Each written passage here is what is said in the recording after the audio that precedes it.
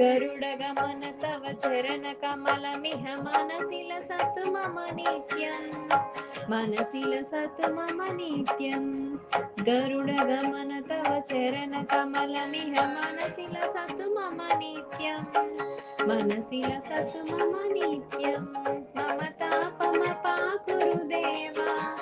मम पापमपाकुरु देवा मम तापमपाकुरु देवा मम पापमपाकुरु देवा